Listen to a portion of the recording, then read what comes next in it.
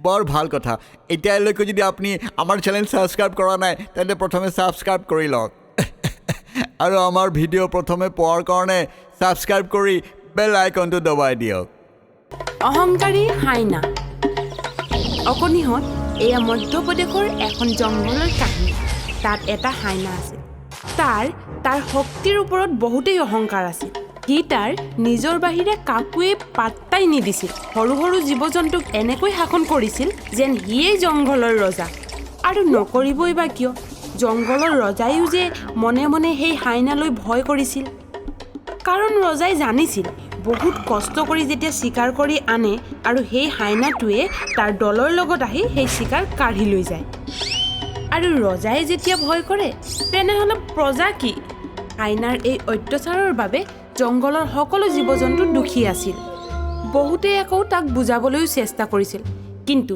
সি কাৰো কথাই নুশুনিছিল তাৰ সৰুকালৰ বন্ধু শিয়ালেও তাক বুজাবলৈ গৈছিল কিন্তু তাৰ কথাও নুশুনিলে বন্ধু লাকু চা দোস্ত স্কুলৰ দিনৰ কথা বেলেগ আছিল এতিয়া মোক শুনো নহয় হাইনা বুলি মাতিবি আৰু গোটেই জংঘলত নহয় মোৰ এটা সন্মান আছে সন্মান নহয় চবে তোক ভয় খায় মোৰ কথা মান এতিয়া কাজিয়া পেচাল এৰি দে ইয়াত একো ৰখা নাই আবে মই তোৰ নিচিনা ভয়টোৰ নহয় তই নিজে নিজক লাজ পাব লাগে দেখাততো তই মোৰেই নিচিনা কিন্তু জংঘলত কেনেকৈ ৰেলাত থাকিব লাগে সেইটো নাজান ভয়াতুৰ কৰবাৰ এইটো ভয় নহয় এইটো সন্মান হয় ওচৰজনৰ প্ৰতি ভাল পোৱা নহয় এইটো ভয় লুকোৱাৰ এটা সুন্দৰ ৰাস্তা আৰে ভাই তই মোৰ কথা বুজিব একো বুজিব নালাগে মোক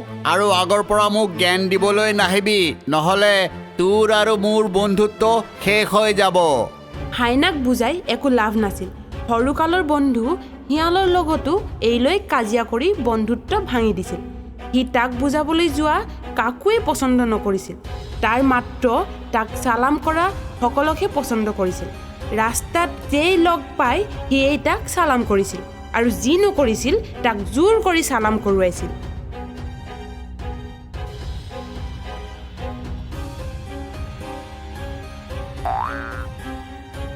কি হ'লৈ প্ৰণাম জনোৱাৰ কাৰণে তোৰ হাত ভাঙি গৈছে নেকি সেই কি প্ৰণাম কৰ আৰু যিমানবাৰ লগ পাবি প্ৰণাম কৰিয়ে থাকিবি নহ'লে তোৰ আগৰ সোঁফালৰ আৰু পিছৰ বাওঁফালৰ ভৰি দুখন কাটি পেলাই খাই পেলাম নে খোজকাঢ়িব পাৰিবি নে ঘূৰিয়াই যাব পাৰিবি এই প্ৰণাম কৰ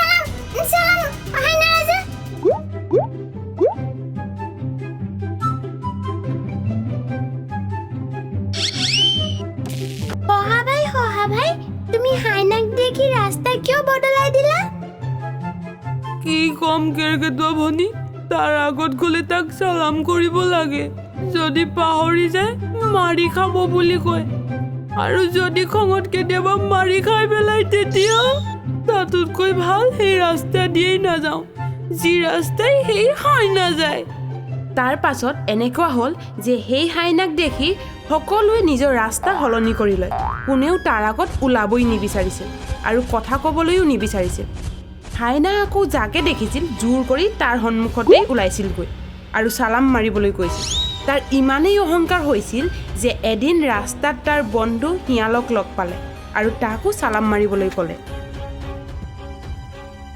ঐ শিয়াল কুমাৰ কি হ'ল হাইনা মানিছোঁ আমি সৰুকালৰ বন্ধু কিন্তু এটা কথা মনত ৰাখিবি এই জংঘলত যোনে নাথাকক কিয় আৰু যোনে মোৰ ওচৰেদি নাযাওক কিয় মোক সেৱা নকৰাকৈ মোৰ ওচৰেদি যাব নোৱাৰিব আৰু কোনোবাই যদি সেৱা নজনায় তেন্তে তাক মই শেষ কৰি দিম মোক সেৱা জনোৱা আৰে মইতো তোৰ সৰুকালৰ বন্ধুত্ব বেলেগ জগাত আৰু পজিশ্যন বেলেগ জগাত প্ৰণাম জনা প্ৰণাম হাইনাৰ সৰুকালৰ বন্ধু শিয়ালে এই অহংকাৰীৰ কথা শুনি তাক অকণো ভাল নালাগে কিন্তু তাক বুজাব কেনেকৈ সিটো তাৰ অহংকাৰতে কাৰো কথাই নুশুনিছিল এনেকৈয়ে বহুত দিন গ'ল হাইনাই সকলোকে চালাম মাৰিবলৈ মজবুৰ কৰি থাকিছিল। জংঘলৰ সৰু সৰু জন্তুবোৰ তাৰ উৎপাতত অতিষ্ঠ হৈ পৰিছিল, কিন্তু কোনেও তাৰ বিপৰীতে ক'বলৈ সাহস নকৰিছিল। এনেকৈ এদিন হাইনাই এটা সৰু হাতীৰ পোৱালি ৰাস্তাত লগ পালে। আবে ঐ হাতীৰ পোৱালি, মোক সেৱা জনোৱা। কিয়? আৰে তোৰ মা দেউতা এই জংঘল তোক একো কোৱা নাইনে? মই হাইনা ৰজা হয়। মোৰ মা দেউতাইওতো মোক আপু ৰাজা বুলি কয়। ময়ো ৰাজা হয়, তুমি মোক চালাম কৰা? আবে গোটেই জংঘল মোক সেৱা জনায় আৰু মই তোক সেৱা জনাম। হা মাৰা? শুনিয়েই অহংকাৰী হাইনাৰ খং উঠিল আৰু তাৰ ভয়ানক দাঁতবোৰ হাতীৰ পোৱালিটোৰ শুৰডালত সুমুৱাই কামুৰি ধৰিলে। ইমানেই জোৰকৈ কামুৰিলে যে হাতীৰ পোৱালিটো ভয়ত তাৰ পৰা চিঞৰি চিঞৰি পলাল। যেতিয়া সি দৌৰি তাৰ মাক দেউতাকৰ ওচৰ পালেগৈ, তেতিয়া তাৰ কথা শুনি দেউতাকৰ প্ৰচণ্ড খং উঠিল আৰু ভয়ানকভাৱে চিঞৰি হাইনাক এশিকণি দিবলৈ ওলাল।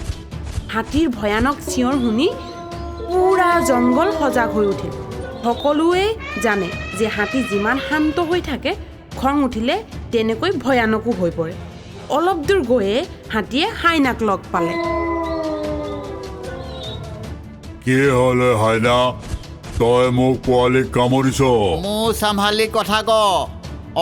মই তাক কামুৰিছোঁ কাৰণ সি মোক সেৱা জনোৱা নাছিল। ল মই তোক এতিয়া সেৱা জনাই আছো।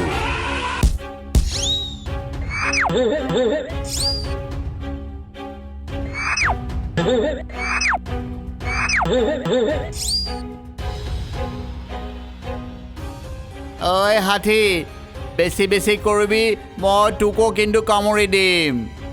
তই মোক কামুৰিবি? ল কামোৰ।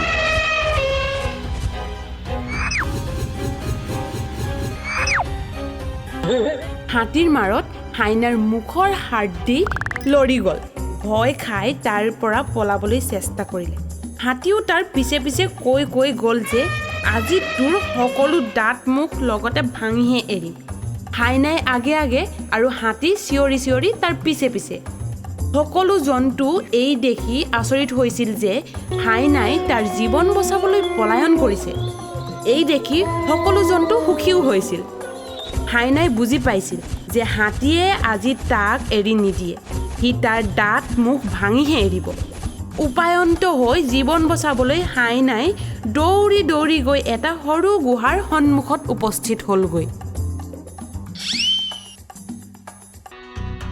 হাতীৰ পৰা বাচিবৰ কাৰণে এটা মাত্ৰ উপায় আছে, এই সৰু গুহাটোত সোমাই যাওঁ। হাতীটো ইয়াত সোমাব নোৱাৰিব। ঐ গুহাত ক'ত সোমাইছ? বাহিৰলৈ ওলাই আহ। কিমান দেৰি ওলাই নাহিবি? যেতিয়ালৈকে ওলাই নাহিবি মই বাহিৰতে ৰখি থাকিম। হয় তই গুহাৰ ভিতৰত মৰি থাকিবি আৰু বাহিৰলৈ ওলাই আহিলে মই তোৰ গোটেই দাঁত উঘালি দিম। যি নহওক কিয় তই গোটেই মুখখন আৰু গোটেই দাঁত তোৰ ভাঙিয়ে থাকিব। বহুত দেৰি হৈ গ'ল। হাইনাও গুহাৰ পৰা ওলোৱাৰ নাম লোৱা নাই আৰু হাতীয়েও তালৈ অপেক্ষা কৰি কৰি ভাগৰি পৰা নাই। বহু দেৰি হোৱাত হাইনাই হঠাৎ গুহাত তাৰ বন্ধু শিয়ালক দেখিল। সকলো কথা শুনি শিয়ালে তাক বুজাবলৈ ধৰিলে। তই মোৰ সৰুকালৰ বন্ধু আছিলি, সেইবাবে মই সদায় তোক বুজাই আছিলো। আৰু তই? এতিয়া আৰু কি কৰিব পাৰিম? হাতী আৰু কোনোপধ্যে মোক এতিয়া নেৰিব। মোৰ ভোকো লাগিছে। এতিয়া যদি মই ভিতৰত বহি থাকোঁ তেন্তে খাব নাপাই পেলাই মই মৰি যাম। আৰু যদি বাহিৰত যাওঁ তেন্তে হাতী ভাই মোৰ গোটেই দাঁত উঘালি পেলাব। তেতিয়াও মই খাব নোৱাৰিম আৰু খাব নোপোৱাকৈ তেতিয়াও মই মৰি যাম। তই যদি আজিৰ পৰা নিজৰ স্বভাৱ সলনি কৰ তেন্তে মই হাতীক বুজাব পাৰোঁ। হাতী ভাই একো নুবুজিব। তই যদি নিজৰ স্বভাৱ সলনি কৰিবি বুলি প্ৰতিজ্ঞা কৰ তেন্তে মই এবাৰ চেষ্টা কৰি চাব পাৰোঁ। মই শপত ল'লোঁ, আজিৰ পৰা কাকো মই কষ্ট নিদিওঁ, কাৰোবাক মই সেৱা জনাবলৈ নকওঁ। ওলটি মই চবক সেৱা জনাম বাছ। কিন্তু হাতী ভাই কি মোক সোধাই এৰিব? সেইটো কেতিয়াও কাৰো কথা নুশুনে। শুনি শিয়াল বাহিৰলৈ যায় আৰু হাতীক বুজাই বঢ়াই শান্ত কৰে। হাইনাকো বাহিৰলৈ লৈ আহে। হাইনাই হাতীক শান্ত হোৱা দেখি আচৰিত হৈ সোধে, আচৰিত হৈছোঁ হাতী ভাই, আপুনি মোৰ নিচিনা ভয়ংকৰ জানোৱাৰকো ভয় নাখায়। মোৰ কথা একোৱে শুনা নাই, কিন্তু সৰু এটা শিয়ালৰ কথা আপুনি শুনিলে। এইটো সংসাৰত কোনো চবতকৈ শক্তিমান নহয়। বন্যপ্ৰাণীৰ শাৰীৰিক শক্তিতকৈ সিহঁতৰ মুখৰ শক্তিয়ে ডাঙৰ। দেখাত তুমি সঁচাই শিয়ালৰ নিচিনা, কিন্তু তুমি বৰ অহংকাৰী। সেইকাৰণে শিয়াল কুমাৰৰ ওচৰত তুমি বৰ ক্ষীণ। শিয়াল কুমাৰৰ কথা মই কিয় গোটেই জংঘলেই মানি ল'ব, কাৰণ শিয়াল কুমাৰৰ কথা বৰ মিঠা লগা, আৰু মিঠা কথাত ভগৱানেও কেতিয়াবা মানি লয়। হাতী ভাইৰ কথা শুনি হাইনাৰ চকু খুলিল আৰু ক'লে, আজি মই বুজি পালোঁ হাতী ভাই, মিঠা কথাত সঁচাকৈ তাত শক্তি আছে। আজিৰ পৰা মই কাৰোবাক নিষ্ঠুৰ কথা বা আন কাৰোবাক কোনো ৰকম কষ্ট নিদিওঁ।